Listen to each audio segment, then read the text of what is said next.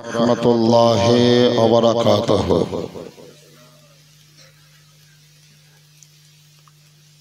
अल्हम्दुलिल्लाह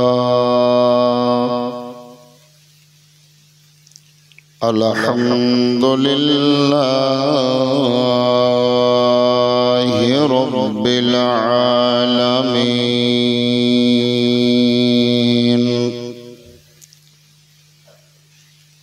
वल आक़िबतु लिल मुत्तक़ीन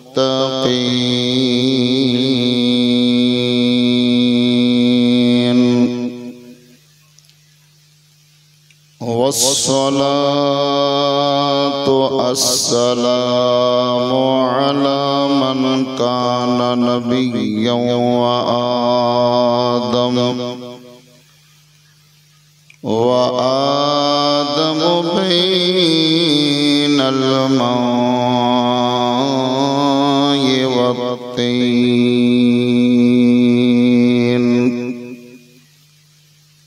व अला आलिहि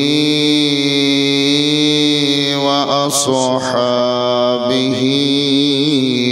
अजमईन। अम्मा बअद फ़अऊज़ु बिल्लाहि मिनश शैतानिर रजीम।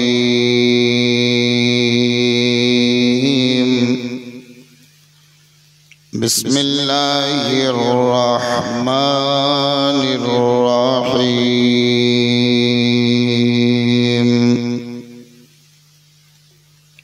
इन्नद्दीना इंदल्लाहिल इस्लाम।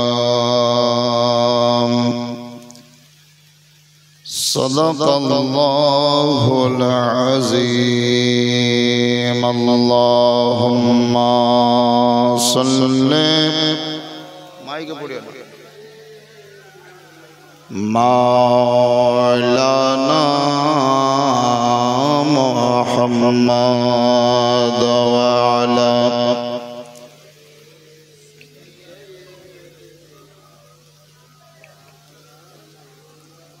একটু দাঁড়াও। আপনারা যেভাবে দরুদ শরীফ পড়ছেন বা পড়লেন, তাদের দরুদ পড়া শুনে মনে হচ্ছে যেন এক্ষুনি খরার ধান পুঁতি উঠিয়ে এলেন। এত হাফসানা আর খাস্তানা। এই জয়নাল ভাই ওদিকে পালায়েন না। হ্যাঁ, গোলাম নবী ভাই কই আছে?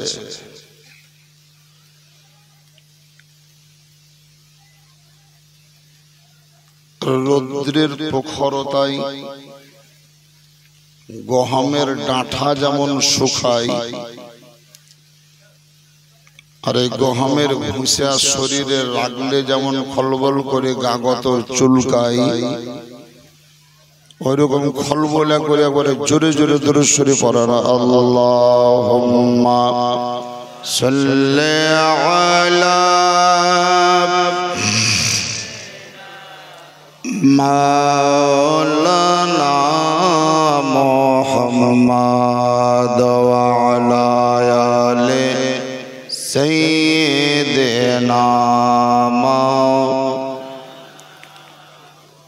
সাল্লাল্লাহু তাআলা আলাইহি ওয়াসাল্লাম। আপনারা বিভিন্ন গ্রাম থেকে হয়তো লোক এসেছেন, তার মধ্যে রঘুনাথপুরের লোক একটু কম দেখা যাচ্ছে, অন্যান্য গ্রামের লোকের পরিমাণ বেশি বুঝাচ্ছে। মানে বিষয়টা ওইরকমই হইল যে যার বিটির বিহা তার পাত্তা নাই, আর পাড়ার লোকের চোখে ঘুম নাই। এই মাদ্রাসা, যে মাদ্রাসায় আপনারা আজকে এসেছেন, এমন একটা সময় ছিল যে মাদ্রাসার বারান্দা তো বারান্দা, ঘরের ভিতরেও ছাগলে পায়খানা করতে হতো। আমার চোখের দেখা। মাঠঘাটের লোক হেফসিএসি মাদ্রাসার বারান্দায় একটু গাগড়া দিত। এই মাদ্রাসার বহুত পুরাতন শিক্ষক শ্রীরামপুর বাড়ি জনাব মাওলানা গোলাম জিলানী, এই মাদ্রাসারই প্রাক্তন শিক্ষক শ্রীরামপুরে বাড়ি কাহিনগরের জামাই মাওলানা জহুরুল ইসলাম। ওদের একটা যুগ কেটে গেছে, যুগ পার হয়ে গেছে। মুসলিমীয় 10 থেকে 12টা ছেলেই মাদ্রাসায় থাকতো, আর বারান্দায় 20টা ছাগল বসে থাকতো। কিন্তু যাই হোক, আজকে আল্লাহ তাআলার লাখ লাখ শুকরিয়া, বিল্ডিং এ যা খরচ তখন হয়নি, আমার মন বলছে যে এখন এই বাউন্ডারি ঘেরতে দেওয়ালেই খরচ হয়ে গেছে। মুরারই থেকে মহেশপুর যাওয়ার পথে 2টি মাদ্রাসা, একটি হচ্ছে মুরারইয়ের নতুন বাজারে সুন্নি হানাফি মাযহাবের মাদ্রাসা, আর একটি ঐতিহ্যবাহী মাদ্রাসা হচ্ছে রঘুনাথপুর গ্রামের মাদ্রাসা। এক একটি মাদ্রাসা মানেই হচ্ছে ইসলাম ধর্মের এক একটা পাহাড়। পৃথিবীকে স্থির রাখার জন্য বা টিকিয়ে রাখার জন্য আল্লাহ যেমন জায়গায় জায়গায় পাহাড় স্থাপন করেছেন, ঠিক তেমন ইসলাম ধর্মকে টিকিয়ে রাখার জন্য পৃথিবীর মাঝে জায়গায় জায়গায় মাদ্রাসা তৈরি হয়েছে। এই মাদ্রাসাকে টিকিয়ে রাখা বা ধরে রাখা তার মানে ইসলাম ধর্মকে সাপোর্ট করা। আমি স্টেজে আসিনি, যে চেয়ারখানে বসিয়েছি আমাকে ভয় লাগছে, যেখানে লড়বো ও আওয়ালু না লড়বো মানে হাত ভাঙা লোকের যেমন হয় ওইরকম জায়গা থকগা, চেয়ার পাল্টাবো না, চেয়ারম্যান পাল্টাছে। মাদ্রাসায় দান হিসাবে একজন লোকের নাম শুনলাম আমি, হাবিবুল, 200 টাকা দিয়েছে। আমার কাছে মাইক ছিল না তখন। আর একজন ভদ্রলোকের নাম শুনলাম শাহজাহানের ভাই আরজাহান। আর একটা লোকের নাম শুনলাম এই পাড়ায়, বলছে বাড়ির নাম হলো মতিবুল। আর আমার হাতে 500 টাকা একটা লোক ফলবুলা করে বলি গেল, 500 টাকা দিয়েছে মুস্তাকিম। একজন মহিলা খানা কোরআন শরীফ দিয়ে গিয়েছেন। এই মাদ্রাসার জালসাতে কোন সময় এমন একটা দিন ছিল জালসা হয়েছে, তো রাত্রিবেলায় পাবলিককে মুড়ি খাওয়ানো হয়েছে। মুড়ি এদের হয়তো মনে নাই, কিন্তু আমার মনে আছে। 2টা ভাত জুটেনি, খিচুড়িও করা সম্ভব হয়নি। কিন্তু আজকে মাদ্রাসা এমন একটি পজিশনে বা জায়গায় পৌঁছে গিয়েছে যে দিবনা করতে করতে 4 মণ গোশতের ব্যবস্থা হয়ে গেছে। 4 মণ মাংস, 4 মণ সমান 4 4 16, 4 4 16 মানে 160 কেজি হয়েছে নাকি? 160 নয়, 1 কুইন্টাল 60 কেজি, তার মানে 4 মণ।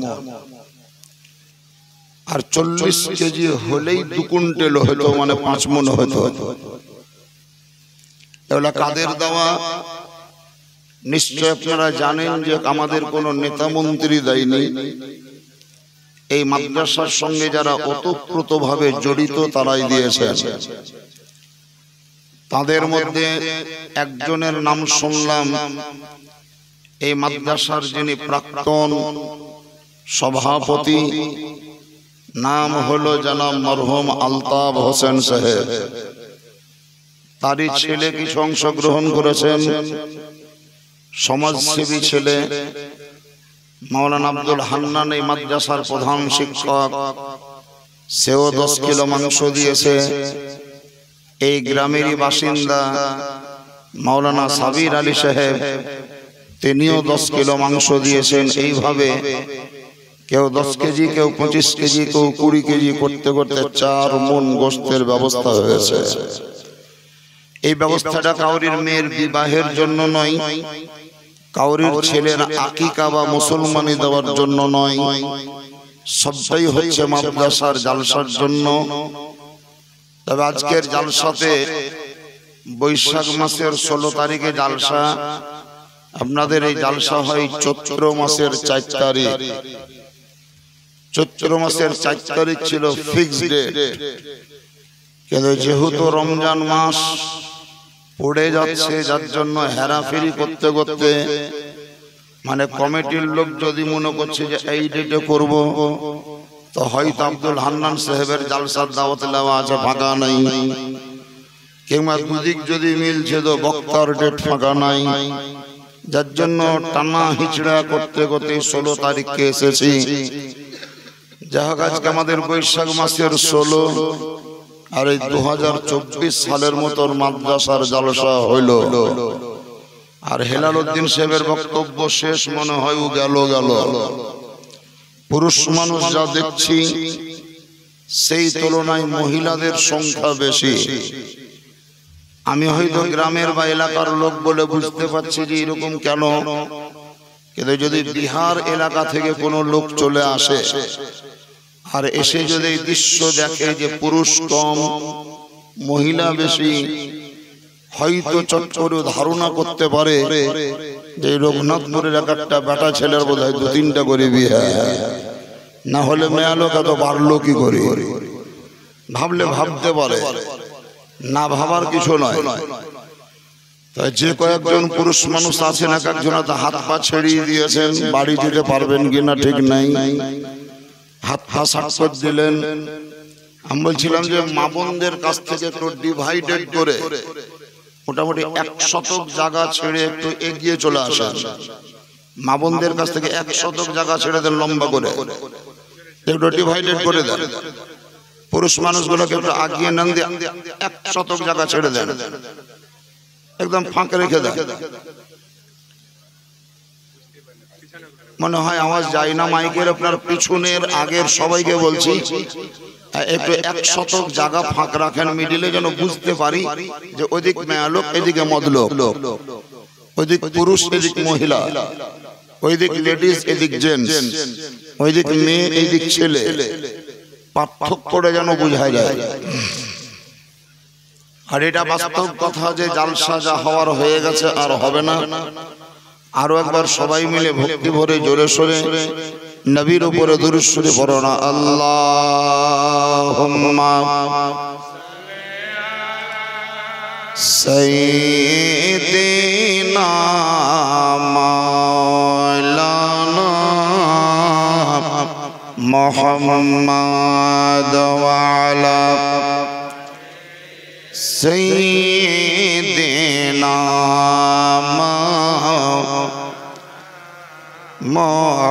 মুহাম্মদ ওয়া আলা আলি সাইয়্যিদিনা।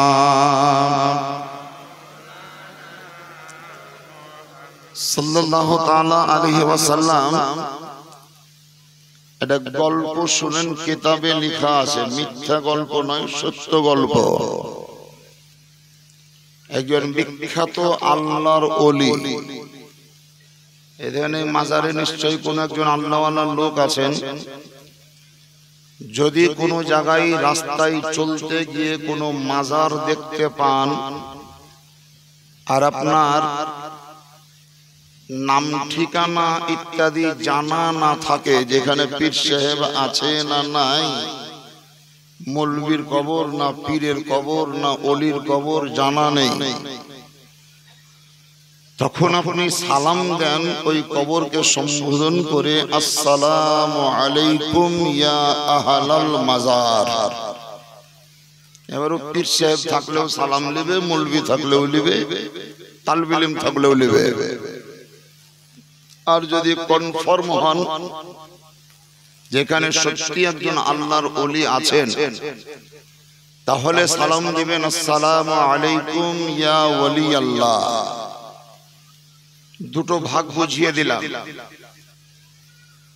সাধারণ কবরস্থানের পাঁজর দিয়ে যদি যান তাহলে সালাম দিবেন, আসসালামু আলাইকুম ইয়া আহলাল কবর। কবরে যারা শুয়ে আছে তাদেরকে সালাম দেওয়ার হুকুম আমার নবী দিয়েছেন। কোন নেতা মন্ত্রীর দেওয়া নয়, কাউরির বাপের নয়, আমাদের রাসূলে পাকের দেওয়া হুকুম। সুবহানাল্লাহ বলে দিন। কবরের পাঁজর দিয়ে হাঁটতে গেলে কবরবাসীদের উদ্দেশ্যে সালাম দেওয়ার হুকুম কে দিয়েছেন আমাদেরকে? আপনারা বলুন, কে দিয়েছেন? কার কথা বললাম? আমাদের দিনের নবী। একটু জোরে বলেন, আমাদের দিনের নবী। তাহলে যেহেতু দিনের নবীর আদেশ, সেহেতু এই আদেশের উপরে আমল করা উচিত না উচিত নয়? উচিত। আপনারাই বলেন, একটা লোক ঘুমিয়ে আছে, একদম গাঢ় নজরে ঘুমিয়ে আছে, ওকে দু তিনবার ডাক দিচ্ছি তবুও উঠে না, আর হুঁশ হয় না, সেই লোকটাকে কেউ সালাম দেয় না। কিন্তু যদি উঠে কেউ বসে থাকে তাহলে তাকে সালাম দেয়। ঘুমের মানুষকে সালাম দেয় না, বসে থাকা মানুষকে সালাম দেয়। এবার আপনারাই বলুন, যদি ঘুমের মানুষকে সালাম না দেওয়ার প্রথা থাকে, তাহলে মরা মানুষকে সালাম দেওয়ার প্রথা কি করে থাকতে পারে? আদৌ থাকতে পারে না, বা না থাকাই উচিত। কিন্তু তারপরেও নবী বললেন তোমরা সালাম দাও। কেন?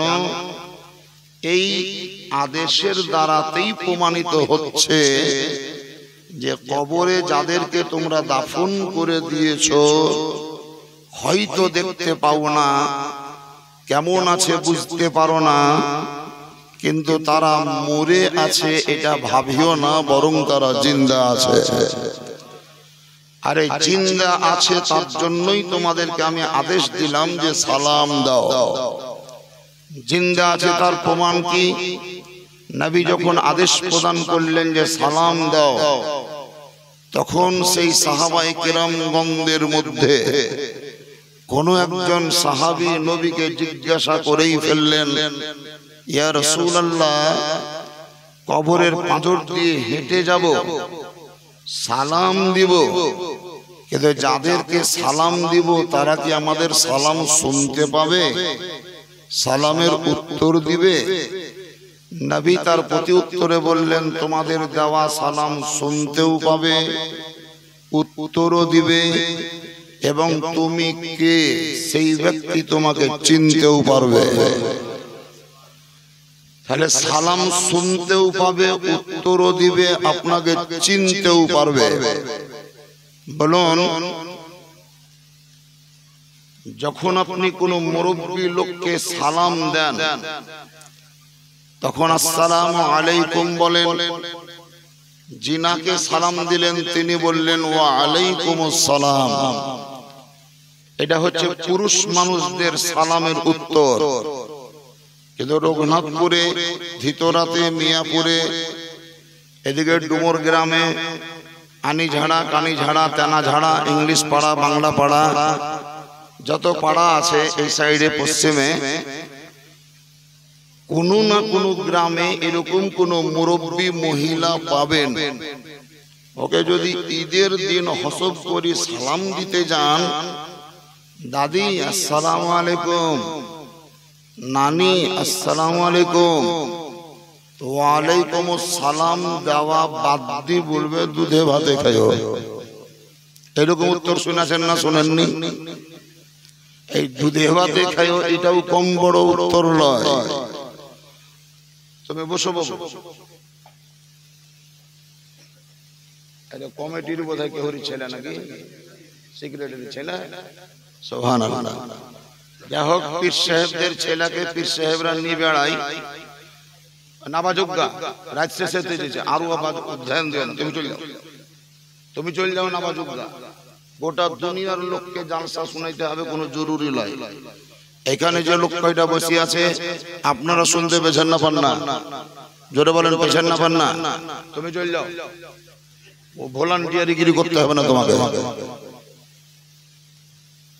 সাইডে যত মাইক আছে সবকে কেটে দাও না হলে ইয়া নবী সালাম আলাইকুম শোনা মাত্র সব চলে আসবে খাবার টাইম সবকে কেটে দাও বক্সেই চালাও ওরা যাতে বুঝতে পারে যে জালসা কোন রাইতেছে শুনছে অ্যালার্ম দিয়ে সুতি আছে সব আমি জানি না আমি গাইড করলো সব ক্যাপাসিটি জানা আছে ধ্যান দেন দুধে ভাতে খেও এরকম সালামের উত্তর শুনেছেন না শুনেননি মুরব্বি মামুনরা বলে না হাতে দেখেন সেক্রেটারি ছেলে এটা নাকি এনে সেক্রেটারি আর ওইটা বোধহয় ওনার ছেলে আপনার ছেলে বাহ ছেলে তো ভালো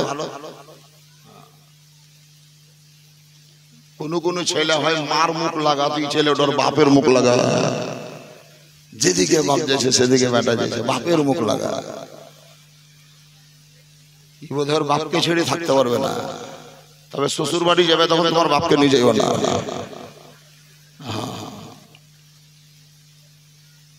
কি বলছিলাম সালামের উত্তর হলো ওয়া আলাইকুমুস সালাম মুরব্বি মামুনরা কেউ বলে দুধে ভাতে খেও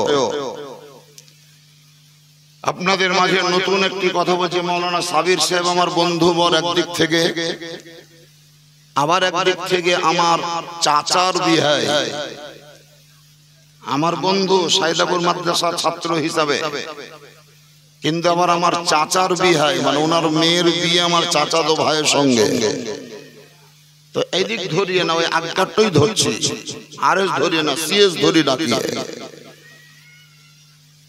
তো যেহেতু আমার গ্রামে ওনার মেয়ের বিয়ে আমি আজকে জালসায় এসেছি রঘুনাথপুরে উনি আমাকে জিজ্ঞাসা করলেন যে আপনার চাচা মানে আমার বিহাই কেমন আছেন আমি বললাম যে ভালো আছে দেখার সময় আসার সময় দেখলাম ভালোই আছে তো মেলা কয়েকদিন থেকে আমার বাড়ি আসেনি তো গিয়ে বলবেন যে আপনার বিহাই ডেকে আছে এক নাম্বার বিহাই ডেকে আছে দুই নাম্বার আমার বিহাইকে বা আপনার চাচাকে সালাম বলে দিয়ে আপনার চাচাকে বলবেন যে আপনার বিহাই সালাম দিয়েছে এরকম প্রথা আমাদের দেশে আছে না নাই এটা ঠান্ডা মাথায় বলছি আমি খুব চিল্লাই বলিয়ে না মা বোনদেরকেও বলছি এরকম অভ্যাস আমাদের আছে প্রচলন আছে হ্যাঁ গো তুমি তোমার বাপ কেমন আছে ভালো আছে চাচা তো তোমার বাপকে বলিও বলে তোমার রঘুনাথপুরের বন্ধু সালাম দিয়েছে আমি যাই বললাম মাওলানা সাবির সাহেবের কথা চাচাকে যে আপনার বিহাইয়ের সাথে দেখা হলো গো আপনি মেলা দিন থেকে জাননি একবার যাইয়েন বিহাই বাড়ি তো যে যেতে পেয়ে না কাজে কামে তবে যাবো ভাবছি আর একটা খবর শোনেন আপনাকে সালাম দিয়েছে তাহলে আমি পৌঁছে দিলাম আপনাকে সালাম দিয়েছে যদি আমি কাউকে কিংবা কেউ কাউকে গিয়ে খবর দেয় যে আপনাকে সালাম দিয়েছে তাহলে সালামের উত্তর দিতে হবে না হবে না বলেন কি বলি সালামের উত্তর দিবেন যার জানা আছে হাত তোলেন জালসা তো মেলা দিন থেকে শুনছেন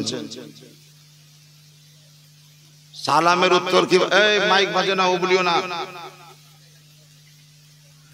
সালামের উত্তর কিভাবে দিবেন জানা আছে কাউরি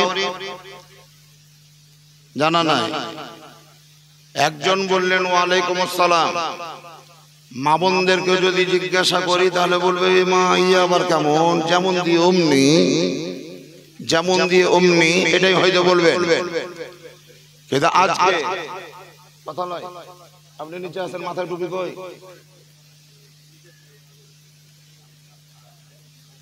ফিল্ডে নামলে ব্যাট হাতে নিয়ে নামতে হবে না হলে বল নিয়ে নামতে হবে হয় ক্রিচে থাকো না হলে ফিল্ডে থাকো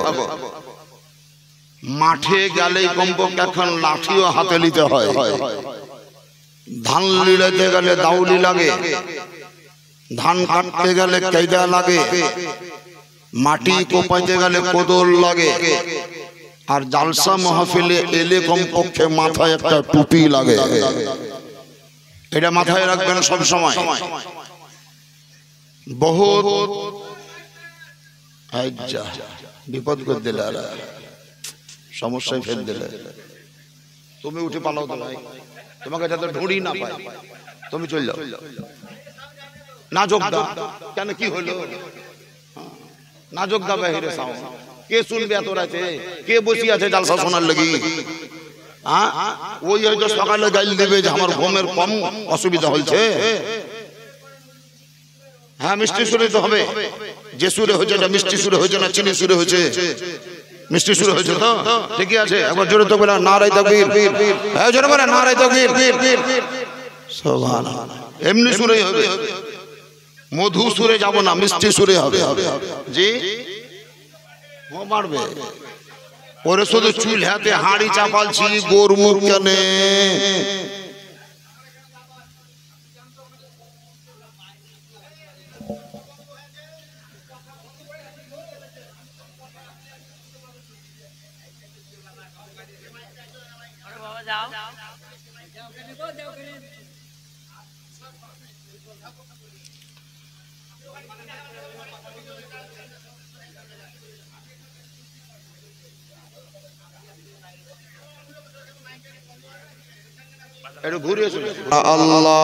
আল্লাহুম্মা সাইয়্যিদিনা মাওলানা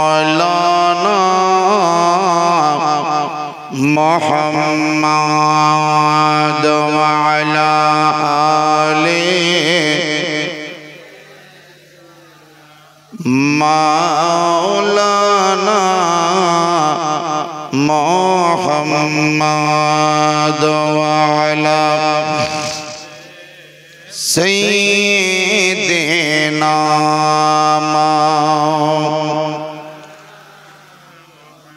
সাজিয়া জগত গুরু মা আমিনার ঘরেতে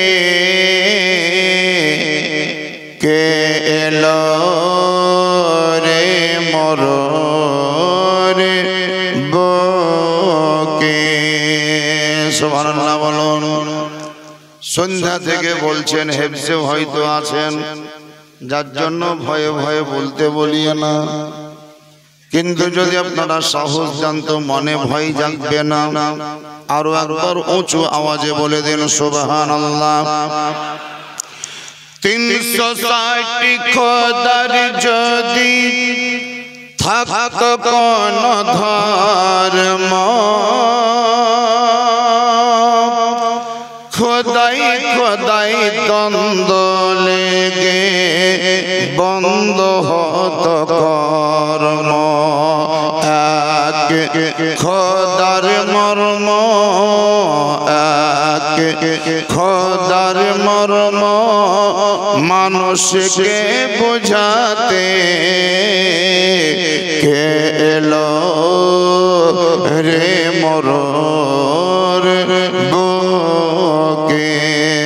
সাজিয়া জগত গুরু মা আমিনার ঘরেতে কে এলো রে মোর বুকে। বাপি যখন বেটিকে জিন্দা দাফন করে, বেটি কেন্দে বলে আল্লাহ কেউ তো এসে ধরে। নির্দোষ মেয়ের তরে নির্দোষ মেয়ের তরে এভাবে বাঁচাতে কে এলো রে মোর বুকে সাজিয়া জগৎ গুরু মামি নারী ঘরেতে কে এলো রে মোর বুকে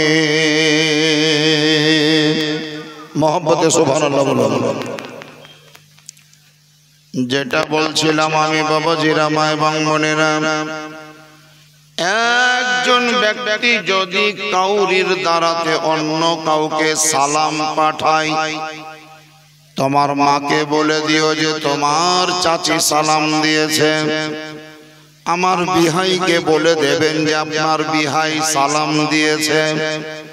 আপনি যদি বহে নিয়ে যান কিংবা আপনার কাছে যদি কেউ বহে নিয়ে আসে, তাহলে এই সালামের উত্তর দেওয়ার যেটা পদ্ধতি, প্রসেস, সিস্টেম বা নিয়ম, এর আগে হয়তো শুনেছেন, রেনু করে নেন। আর যদি জানা না আছে তো আজকে জেনে যান। নিয়মটা বলবো।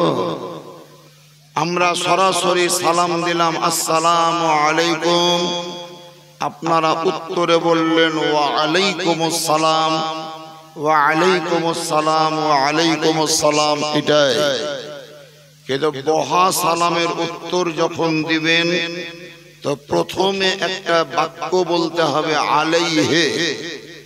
কি বললাম? মুখস্থ করেন আলাইহে, সবাই বলেন আলাইহে।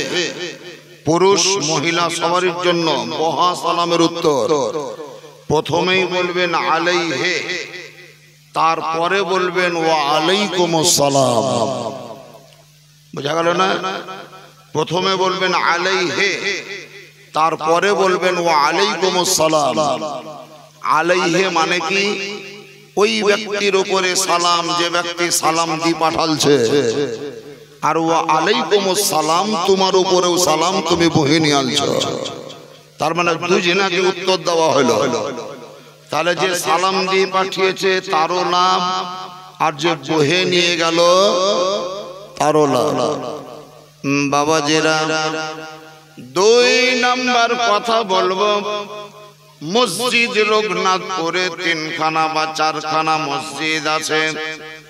একটা মসজিদে আমি নামাজ পড়ার জন্য সাপোজ গেলাম, ধরে নিন মাগরিবের আজান হয়ে গেছে, মোটরসাইকেল খাড়ো করলাম, নামাজের জন্য ওযু বানাতে লাগলাম। ওযু আমার কমপ্লিট হলো, ইমাম সাহেব ওইদিকে দাঁড়িয়ে গিয়েছেন, আল্লাহু আকবার বলে সূরা ফাতিহা পড়তে শুরু করেছেন। আমি এই দিকে গিয়ে হাজির হলাম। কি খবর?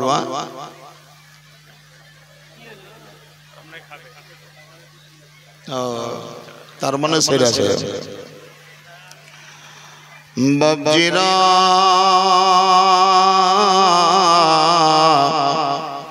অগমা এবং মনেরা একটু ধ্যান দেন। পুরুষ মানুষ যারা বাদ দেন ওদেরকে। ইমাম সাহেব কেরাত শুরু করে দিয়েছেন। আলহামদুলিল্লাহি রাব্বিল আলামিন আর রহমানির রহিম মালিক ইয়াউমিদ্দিন ইয়্যাকা না'বুদু ওয়া ইয়্যাকা নাস্তাঈন। এইভাবে উনি কিরাত করছেন।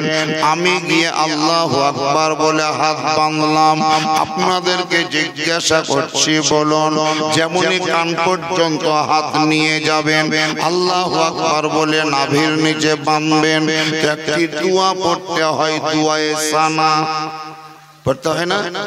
সুবহানাকা আল্লাহুম্মা ওয়া বিহামদিকা ওয়া তাবারাকা ইসমুকা ওয়া তাআলা জাদ্দুকা ওয়া লা ইলাহা গায়রুক। এই দোয়ায়ে সানা পড়তে হয়। ইমাম সাহেবের কিরাত শুরু হয়ে গিয়েছে। উনি জোরে জোরে সূরা ফাতিহা পড়ছেন, আপনি আল্লাহু আকবার বললেন। যারা নামাজি তাদেরকে জিজ্ঞাসা করছে অনুগ্রহ পূর্বক বলুন ওই সময় আপনি দুআয়ে সানা পড়বেন না পড়বেন না? দুআয়ে সানাটা পড়তে হবে না হবে না? জানা আছে কাউনি?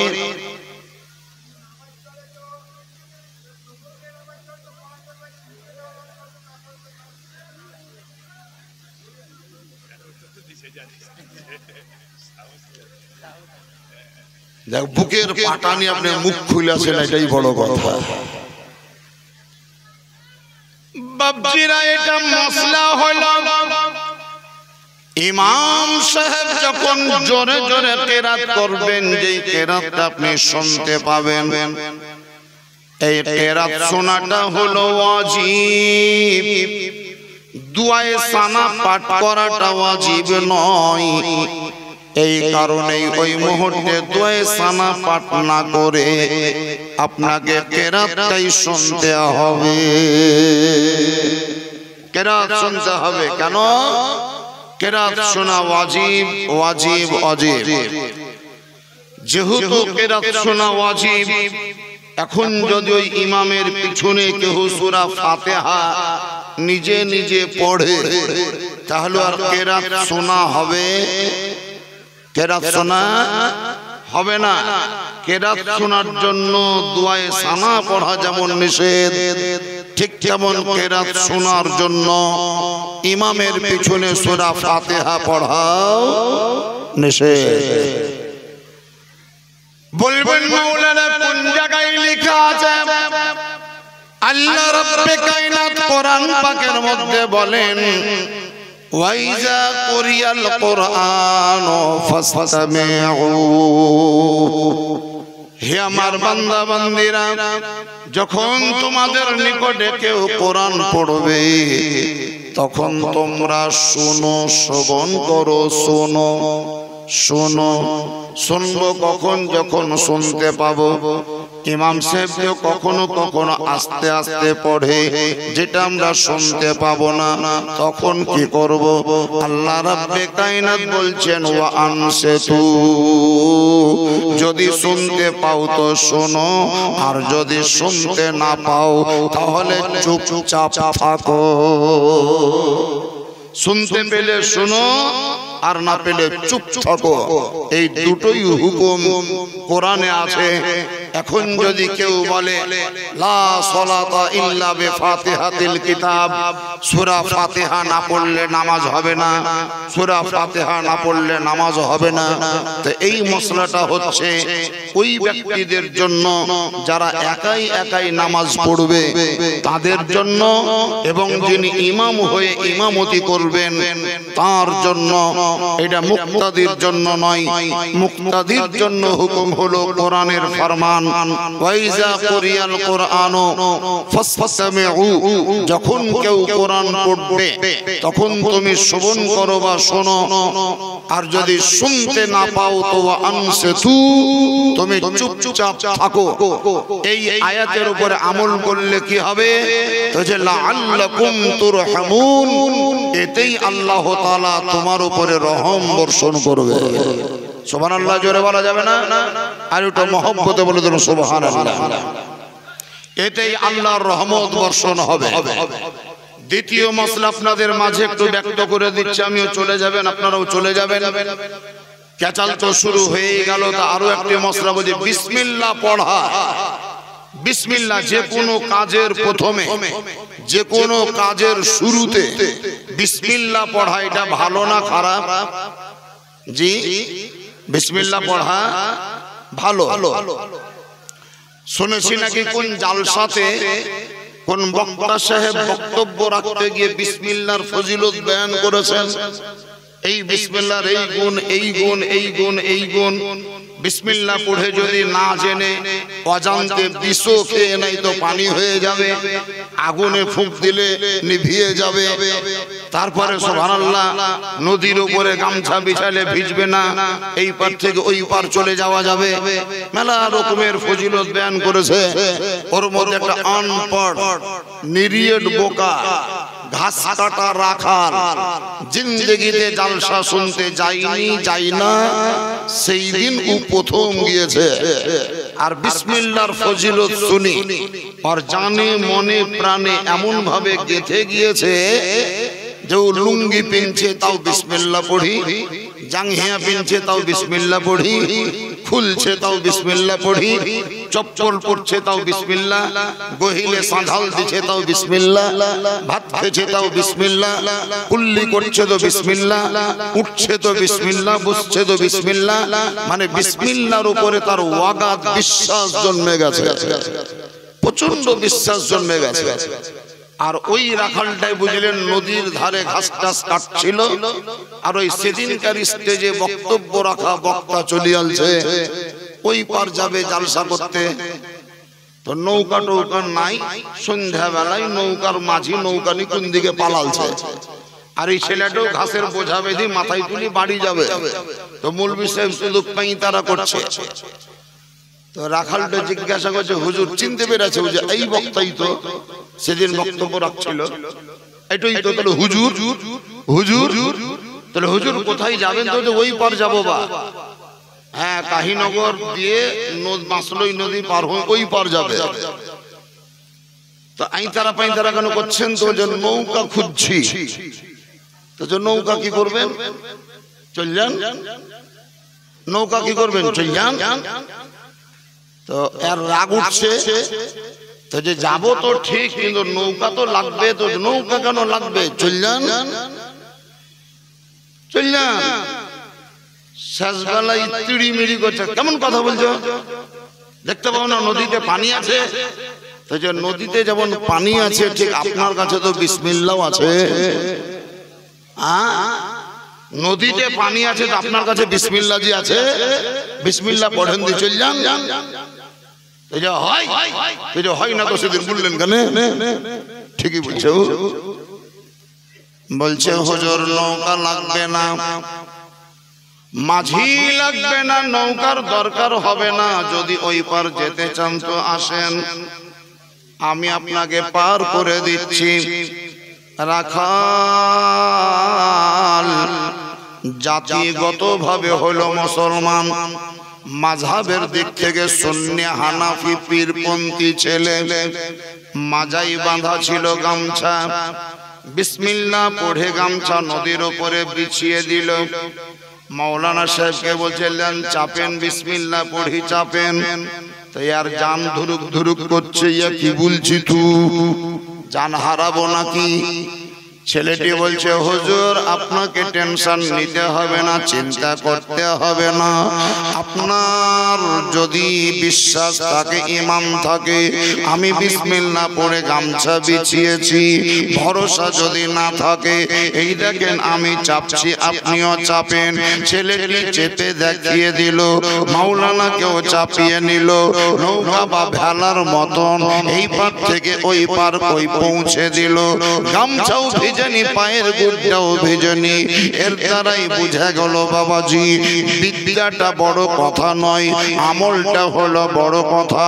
কোরআনের হাফিজ হওয়াটা বড় নয়, আমল করাটা হলো বড় কথা। মুফতি হওয়াটা বড় কথা নয়, আমল করাটা হলো বড় কথা। এমবিবিএস হওয়াটা বড় কথা নয়, চিকিৎসার দ্বারাই রোগ ভালো হওয়াটা বড় কথা। রব্বে কায়নাত, আল্লাহকে কায়নাতের নবী, আমাদের পয়গম্বর আকা মুস্তাফা আহমদ মুস্তাফা নবী মুহাম্মদুর রাসূলুল্লাহ, সবাই জোরে পড়ুন সাল্লাল্লাহু তাআলা আলাইহি ওয়াসাল্লাম বলেন, হে আমার উম্মত উম্মতানেরা, আল্লাহর নিকটে কার চেহারা ভালো এর প্রাধান্য হবে না, কার বেশি জমি জায়গা ছিল এটার প্রাধান্য হবে না, কার কত বিদ্যা ছিল এটার প্রাধান্য হবে না, কার কটা বেটা ছিল এটার প্রাধান্য হবে না, কে চাকরি করত কে করত না এর প্রাধান্য হবে না, মুফতি ছিল না কারি ছিল এটার প্রাধান্য হবে না। আল্লাহর নিকটে সবচাইতে বেশি প্রাধান্য পাবে তারা যে যত বেশি পরহেজগার হবে, নেককার হবে, আল্লাহর নিকটে সে তত বড় ফজিলতের অধিকারী হবে। বিসমিল্লাহ পড়া ভালো, আমি আগেই বলেছি বিসমিল্লাহ পড়া ভালো। হাদিস শরীফে লেখা যে কুল্লু আমরিন জিবালিন লাম ইউবদা বিসমিল্লাহ ফাহুয়া আক্তা ওয়া আবতার। বিসমিল্লাহ ছাড়া যদি কোনো কাজ আরম্ভ করা হয় তো দুমবুরিদা হয়, আধুরা হয়। এই মশলাটা যখন বুঝে নিলেন তো 2 রাকাত নামাজ পড়ার পর হাঁটুতে হাত দিয়ে পাটাকে বিছিয়ে ডান পাকে খাড়ো করে এই বাম পায়ের উপরে আমরা বসি না বসেন না, এই বাম পায়ের উপরে বসে একটা দোয়া পড়তে হয়। ওই দোয়াটাকে বলি আত্তাহিয়াতু লিল্লাহি ওয়াস সালাওয়াতু আত-তাইয়্যিবাতু আসসালামু আলাইকা আইয়ুহান নবী। মসলাটা ভালোভাবে বুঝেন, আত্তাহিয়াতু পড়তে হয় ওই জায়গায় পড়ব।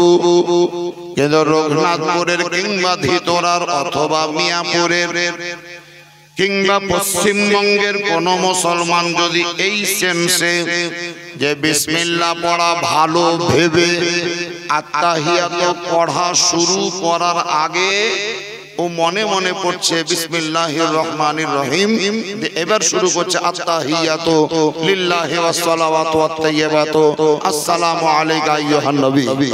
আত্তাহিয়াতু পড়ার আগে বিসমিল্লাহ পড়ি নিলে বা পড়লে, এবার যারা নামাজ পড়েন আপনাদেরকে জিজ্ঞাসা করছি, বলুন ওই আত্তাহিয়াতু পড়ার আগে বিসমিল্লাহ পড়ার কারণে সেই লোকটার নামাজ হবে না হবে না?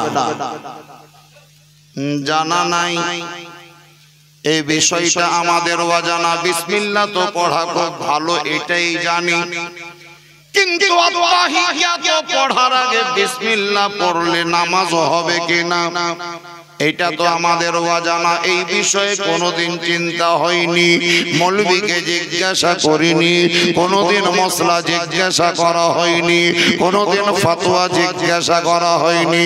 বাবজিরা, ওগো বাবাজিরা, আল্লাহ রাব্বে কায়নাতের পয়গম্বর হাবিবে কিদগার শাহনশাহ জিওয়াকার মক্কার সরকার মদিনার তাজদার পাপীদের উদ্ধার রাসূল আরবি ইসলাম রবি নূরুন নবী নবী মুহাম্মদুর রাসূলুল্লাহ, সবাই জোরে পড়ুন সাল্লাল্লাহু তাআলা আলাইহি ওয়াসাল্লাম বলেছেন, উতলুবুল ইলমা মিনাল মাহদি ইলাল্লাহ। আমার উম্মত উম্মাতানেরা, তোমরা শিক্ষা সংগ্রহ করো মায়ের কোল থেকে শুরু করে কবরে না যাওয়া পর্যন্ত, মায়ের কোল থেকে শুরু করে মৃত্যুর আগে মুহূর্ত পর্যন্ত। মুরব্বী হয়েছেন বলে লজ্জা করিয়েন না। যদি আপনার পোতা শিক্ষিত হয় ওর কাছ থেকে আপনি শিখে নেন, যদি আপনার স্ত্রী শিক্ষিত হয় আপনি তার কাছ থেকে শিক্ষা গ্রহণ করুন। নানা যদি হয়েছেন নাতির কাছে পড়ে নেন, আপনি যদি সাধু হয়েছেন কোন সাধুর কাছে শিক্ষা লাভ করেন। নবী মুস্তাফা বললেন, ইসলাম ধর্মের শিক্ষা গ্রহণ করার জন্য কোনো বয়স নির্ণয় করা যায় না। 7 বছরের ছেলেও যেমন শিখতে পারে, 90 বছরের মুরব্বিও শিখতে পারে। তবে যারা শিক্ষা গ্রহণ করার পথে থাকবে তাদেরকে আরবি ভাষায় তালেবুল ইলম বলা হয়। আর তালবুল ইলম অবস্থায় যারা ইন্তেকাল করবে তাহাদের ঠিকানা আল্লাহর হুকুমে জান্নাতেই হয়। ওই আত্তাহিয়াতু পড়ার আগে বিসমিল্লাহ পড়ে আপনি আত্তাহিয়াতু পড়লেন তো নামাজটা হবে কি হবে না ইনশাআল্লাহুল আজিজ আপনাদের সম্মুখে ব্যক্ত করব। আর এই ব্যক্তটা করে একটি হাদিস আপনাদেরকে শোনাবো। আমি অনুরোধ করব আপনাদের মাঝে, রঘুনাথপুর গ্রামে এই মাদ্রাসার তালেবুল ইলমদেরকে এক সময় বাড়ি বাড়ি জায়গির খেতে হতো। এখন সুবহানাল্লাহ গোটা বছর এই লঙ্গরখানায় বাবুর্চিখানায় রান্না হয়। ছেলেদের জন্য চাল দরকার, মুড়ি দরকার, আলু দরকার, পটল দরকার, সপ্তাহে 2 দিন 3 দিন খাওয়াবার জন্য মাংস দরকার। সবচাইতে বেশি যেটা দরকার সেটা চালের দরকার।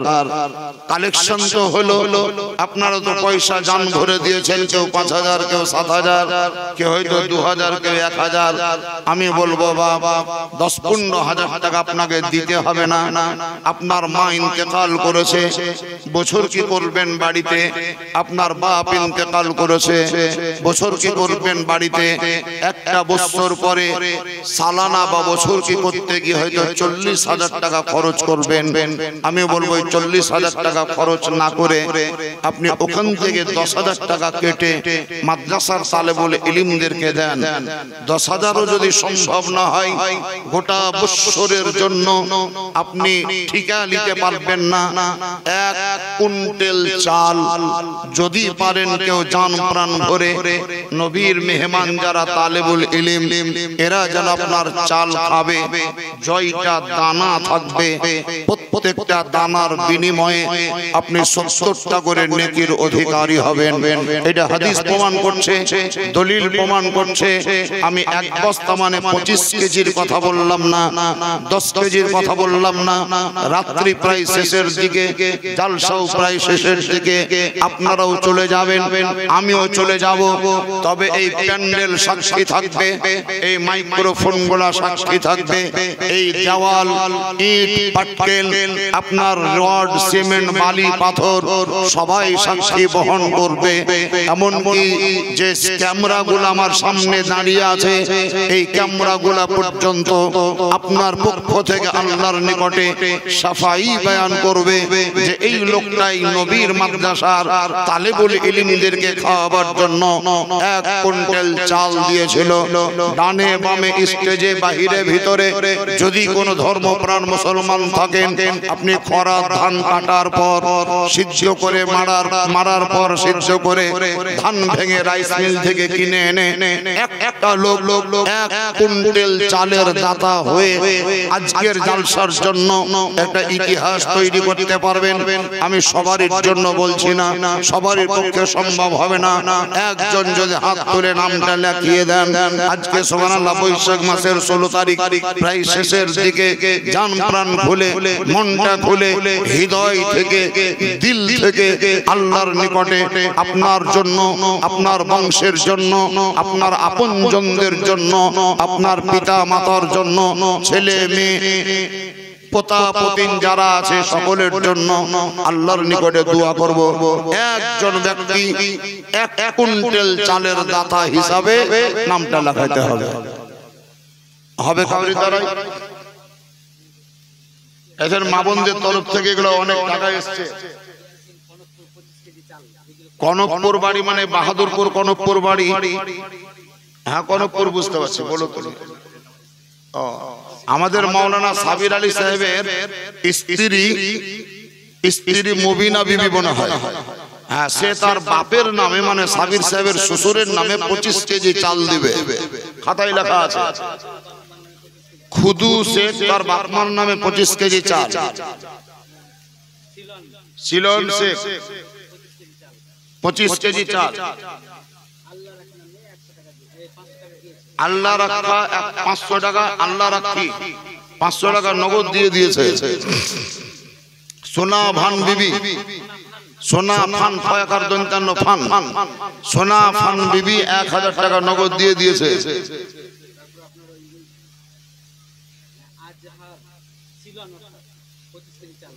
সিলন বললা একবার। হাফিজুল কত? 1000 টাকা। হাফিজুল শেখ 1000 টাকা। উজির শেখ 1000 টাকা। মিস্টার 50 কেজি চাল। এই দেখেন মিস্টার 50 কেজি চাল। জুয়ান ছেলে লয়, বাচ্চা লয়, বুড়া লয়, জুয়ান কেজি 25 কেজি চাল। 50 কেজি মিস্টার 50 কেজি। আর জুয়ান কত? জুয়ান 25 আর বুড়া মিস্টার 50। নুরতাজ 25 কেজি। সিজারের মা 40 KG. Tiger 10 KG. Rabiul Sheikh 25 KG. Asma 25 KG. Sagir 25 KG. সগীরের বোন 25 কেজি। রেজাউল, সগীরের বোন রেজাউল আচ্ছা, সগীরের বোন তার স্বামীর নামে দিয়েছে সম্ভবত, স্বামীর নামটা লেখিয়েছে রেজাউল 25 কেজি চাল। আর নাই আচ্ছা, জুম্মা বিবি, বৃহস্পতিবার বিবি লয়, জুম্মা বিবি 5 কেজি গম। মঙ্গল শেখ 25 কেজি চাল, মঙ্গলদার ফাদা 25 কেজি চাল। মারহুম পাতলু ও পাতু শেখের নামে ছেলেরা 25 কেজি চাল। আর আছে ময়না 25 কেজি চাল। আর নাই সুবহানাল্লাহ, অনেক দেওয়া হয়েছে, অনেকেই দিয়েছেন ভিতর ভিতর। আমাদের নঈমুদ্দিন মাওলানা সার্ভে করে নিয়ে এসেছে, কিন্তু আমি আপনাদের নিকটে প্রস্তাব রেখেছি 1 কুইন্টাল চালের দাতা একজন। আপনার কষ্ট হবে আমি জানি, কিন্তু আজকেই লাগবে তা নয়, আপনি আগামী অগ্রহণ মাসেও দিতে পারেন, কোনো টেনশন নেই। পৌষ মাসেও দিতে পারেন, মাঘ মাসেও দিতে পারেন, বৈশাখ মাসেই লাগবে জরুরি নয়, ফাল্গুন মাসে দিতে হবে এটা কোনো মাস্ট নয়। গোটা বছরের মধ্যে আগামী রমজান মাস আসার আগে মুহূর্ত পর্যন্ত। এই যে সুবহানাল্লাহ, আলতাফ মন্ডল, এক আলতাফ যে মারা গেছে, ও আফতাবউদ্দিন, এটা আলতাফ নয়, আফতাবউদ্দিন সাহেব ইন্তেকাল করেছে। হ্যাঁ যাও, এটা পুরাতন সেক্রেটারি। আর এটা হচ্ছে আলতাফ সহ সেক্রেটারি, মানে অ্যাসিস্ট্যান্ট সেক্রেটারি, সহ সেক্রেটারির নাম হচ্ছে আলতাফ মন্ডল। মাশাআল্লাহ সুবহানাল্লাহ, আলতাফ মন্ডল, তিনার বক্তব্য যে আমি 5000 টাকা দেব। মাশাআল্লাহ সুবহানাল্লাহ, এই মাদ্রাসার সহ secretary, assistant secretary Altaf Mondal সাহেব। আমি এক ভদ্রলোককে জিজ্ঞাসা করলাম, আরে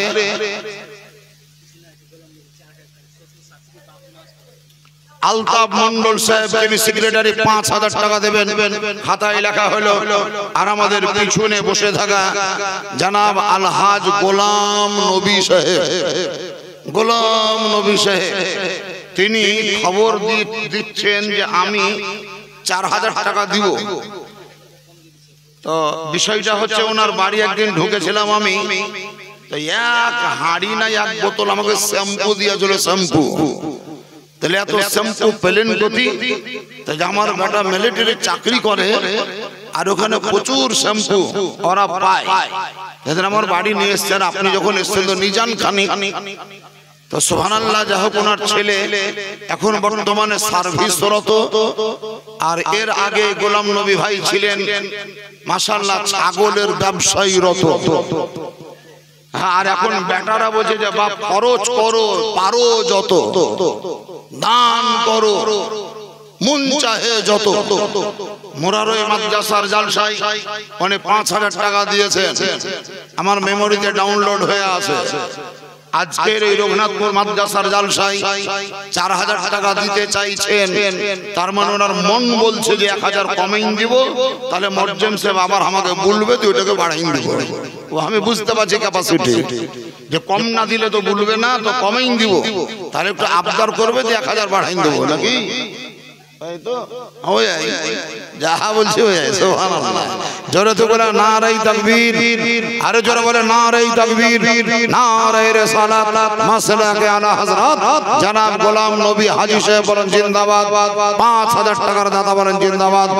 আর অ্যাসিস্ট্যান্ট সেক্রেটারি জনাব আলতাফ মন্ডল সাহেব, ভদ্র মানুষ, সমাজের সেবক, ইসলাম দরদি, হিতাকাঙ্ক্ষী, গরিব দরদি মানুষ, তিনি 5000 টাকা দেবেন। কবির কত? 10 কেজি চাল। কবির শেখ 10 কেজি চাল। মোহাম্মদ আইনাল হক, আইনাল হক মানে হার্ডওয়ার্স, হার্ডওয়ার্স আমাকে বুঝাও কানে, হার্ডওয়ার্স টাইগার, টাইগার নয়, টাইগারের বাপ আইনাল হক, হার্ডওয়ার্স আছে ওখানে। সুবহানাল্লাহ, কত দেবে? 10,000 টাকা। 10,000। মোরারই মাদ্রাসায় দিয়েছিল 20,000, এখানে 10,000। আইনাল হক সাহেব টাইগার হার্ডওয়্যার আছে, সুবহানাল্লাহ, ওই হার্ডওয়্যারসের মালিক আইনাল হক সাহেবের নামে 10,000 টাকা নবীর ঘর মাদ্রাসার জন্য দান করবেন। সুবহানাল্লাহ। টাইগার বাবু জোরে তো বলা নারায়ে তাকবীর, আরেকটু জোরে বলে দিন নারায়ে তাকবীর, নারায়ে রিসালাত, মাসলাক আলা হযরত। তার মানে তিনজন পাওয়া গেল।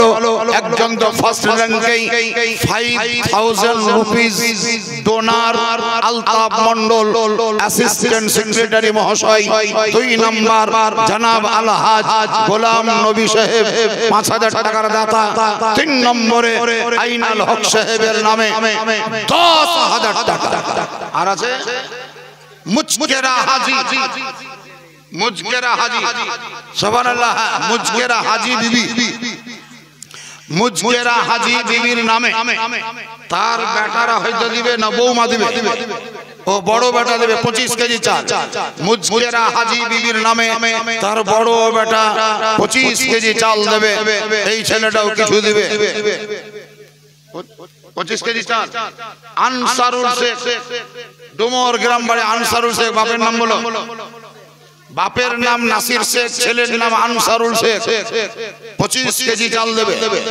আনসারুল শেখ, বাপের নাম নাসির শেখ, ডুমর গ্রাম বাড়ি। ওই মাজার পাড়া নাকি? মাজার পাড়া? হ্যাঁ, মাজার পাড়া বাড়ি, মাজার পাড়ায় বাড়ি। আনসারুল শেখ, বাপের নাম হলো নাসির শেখ। 1 বস্তা সমান 25 কেজি চাল।